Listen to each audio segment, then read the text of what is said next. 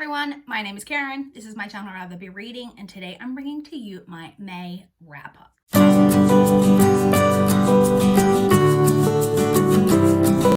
Sorry for the slight delay in videos. I am still back, don't worry, I'm not disappearing again. I'm still definitely getting used to my new job and like my new routine and all of that. Can't remember if I've mentioned previously, but I'm getting home a lot later in the evenings now than what I have been previously, and I just had a couple of busy weekends. And I'm just still really getting used to things. But I am back and I'm ready to film my May wrap up. We still have a bunch of recent reads videos to catch up on, but I've worked out an entire filming schedule for June because we're in June, baby, and it's my favorite month of the year. So we've worked out a whole filming schedule.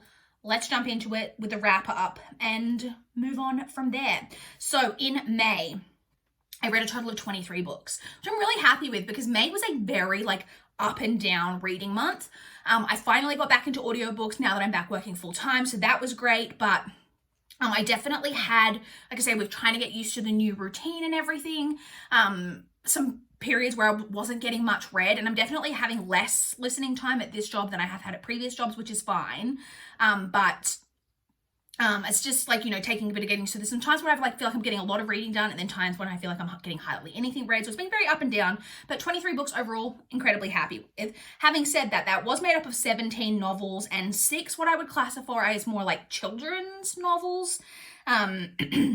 I read 10 books in physical format, I read 6 ebooks, and I listened to 7 audiobooks. So like I said, definitely finally back on track with audiobooks. Excluding the audiobooks, I read 8 books that I owned and 8 from the library. So in a 50-50 split, which normally I manage to read a lot more than I own, but that's fine, it is what it is.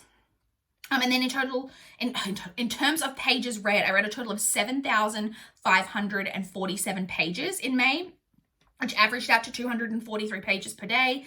So that average is now back up above 200 pages, which is where I like to keep it, which is great because it had definitely fallen below that for a while. The shortest book that I read was 123 pages, and the longest book that I read was 870 pages. The lowest star rating that I gave was I did give 2 separate books 2 stars. The highest star rating that I gave was I technically gave a 5-star, but it was a reread. So excluding rereads, I did have a 4.5 star rating. My average star rating for the month averaged out to 3.25 exactly, which is pretty, it's lower than, where I would like it, but, I'm a piggy bitch, we all know. My least and most favorite books of the month. So this is definitely a bit spoilery because I haven't spoken about all these books in depth at a recent read, so you're getting a little glimpse into some of my thoughts here. My least favorite book of the month was Domina by L.S. Hilton. This is the sequel to Maestra. And my favorite book of the month was The Female of the Species by Mindy McGinnis, which was my TBR teacup pick for April, which I finally read in May. So that's that. Now let's jump into checking in on my TBR that I posted in May and how I did on that, whether I managed to read the things that I had on my TBR or not. So the first category that we had was library books. I'm going to move over a little bit to help me put the graphics in because I always get annoyed at myself when I'm editing and I'm like, Karen, there's no room for the freaking graphics. But so I'm moving over.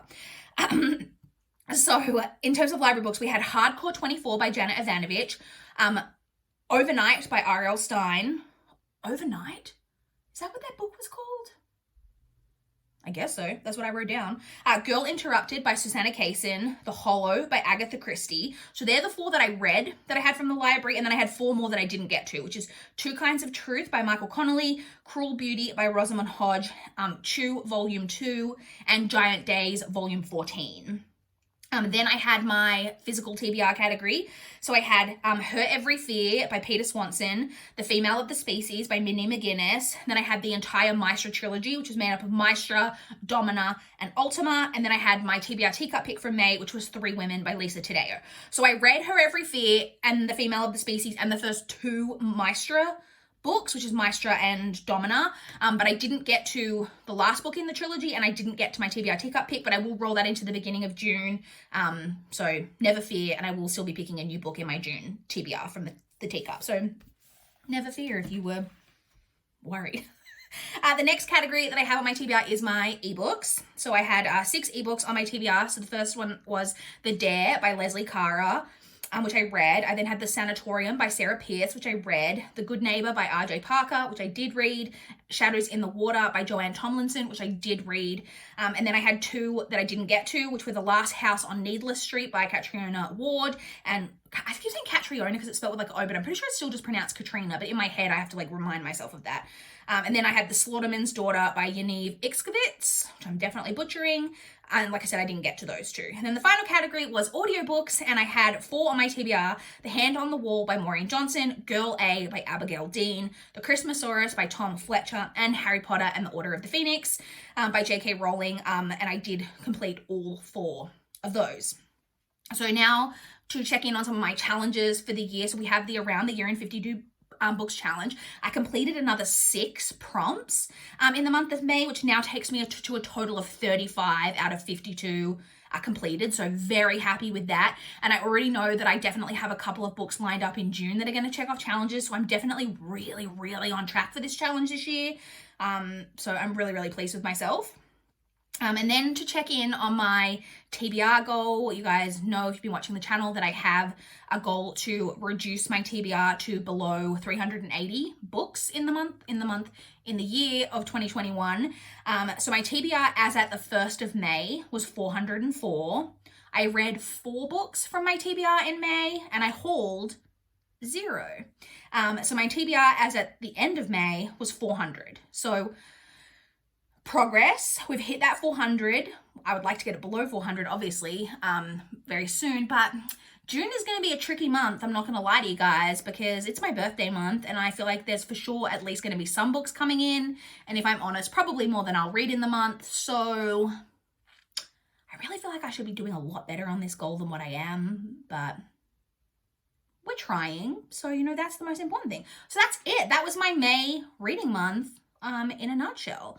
Like I said, I will be catching up on recent reads videos. So my next video will be my TBR, but then I'll have at least 2 more recent reads videos going up this week. And then throughout the course of June, we will get, by mid-June, we should be completely caught up with my recent reads videos, so that I should actually be able to return to, like I said, to the weekly format that we were used to, which I prefer because it's a lot easier to remember, one, what the hell I thought of the books or what they were even about, but also that I'm not talking about books here that you're like, but what did you think of it? You will find out. I will get around to talking about them more. So yeah, that is it. I would love to chat with you guys in the comments down below if you've got any thoughts. How did your May reading month go? Was it successful? Was it less than successful? I would love to know. Please like this video if you liked it. Please subscribe if you want to see more from my channel. That is all I have for this video today. Bye guys.